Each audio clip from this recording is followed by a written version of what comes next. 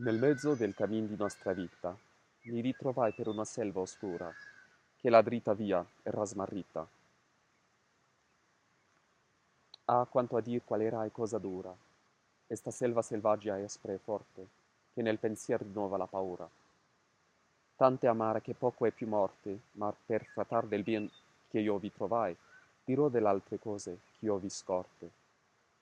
Io non son ben di dir come io entrai, tant'era pieno di sonno e a quel punto che la verace via vi abbandonai. Today is the 25th of March, known as Dante Day, Dantedì in Italian. It's the day that we commemorate the immortal poet Dante Alighieri. And of course, we can never talk about Dante Alighieri without thinking about his major work, La Divina Commedia, the Divine Comedy. Now, the reason today particularly is Dantedì is because the 25th of March in the Christian tradition that Dante had participated in is a major festival known as the Feast of the Annunciation. That is, it's the feast that celebrates the conception of Jesus Christ. And commentators since the publication of the Divina Commedia have largely concluded that the main character, the pilgrim, Dante Alighieri himself, begins his journey through the afterlife, his journey through Inferno, hell, his journey through Purgatorio, purgatory, and then through paradise, paradiso, on the 25th of March itself, on this particular feast day.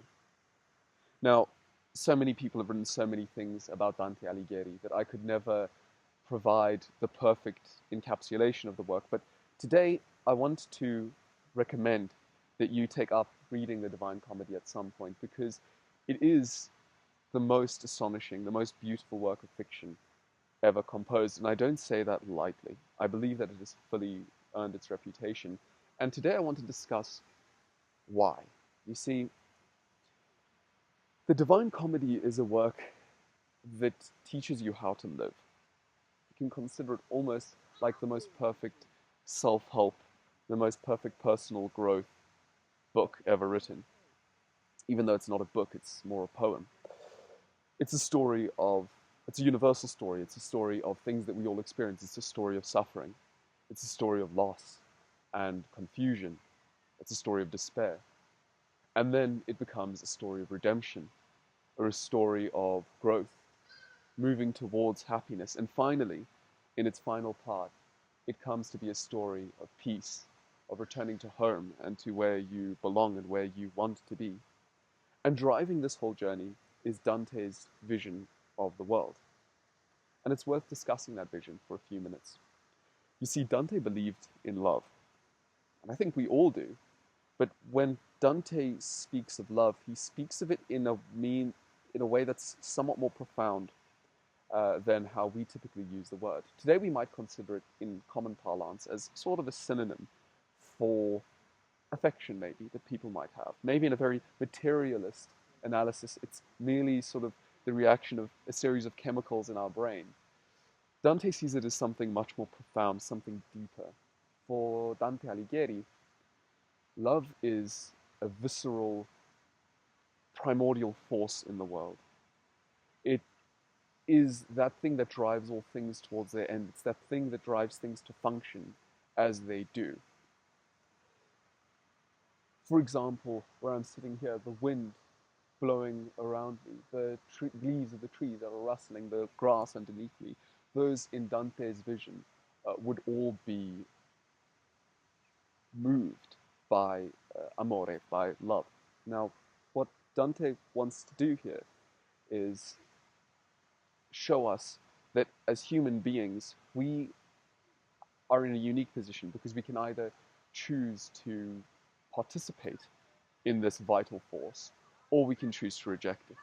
And if we choose to participate in it, we move from being lost in a dark forest and we come to be at peace. We come to be happy, to find happiness.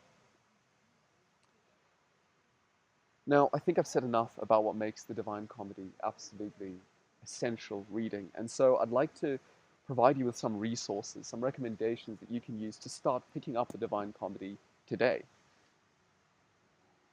The one is Giuseppe Mazzotta's excellent Yale course, the Yale lecture course on the Divine Comedy, where he covers it from the beginning, the very beginning, the Inferno, up until the final canto, the Paradiso, when Dante sees God in heaven. The second is Columbia's Digital Dante project, which has this very beautiful display of the work in digital format, both in English and in original Italian. And then the third, of course, are multiple audiobooks that are already on YouTube that have the text read out in English and in Latin. Of course, being a poem, it's something that comes across a lot better read out aloud and listened to than necessarily just read.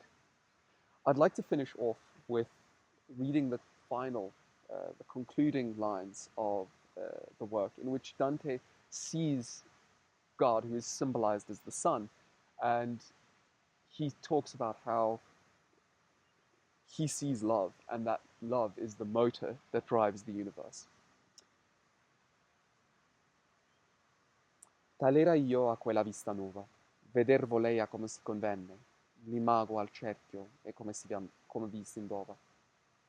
Ma non eran d'acciò le proprie penne, se non che la mia mente fu percossa da un fulgore in che sua voglia venne. All'alta fantasia qui manco possa, magia volgeva il mio disio e il velle, sì come rotta igualmente mossa, l'amor che muove il sol e le altre stelle.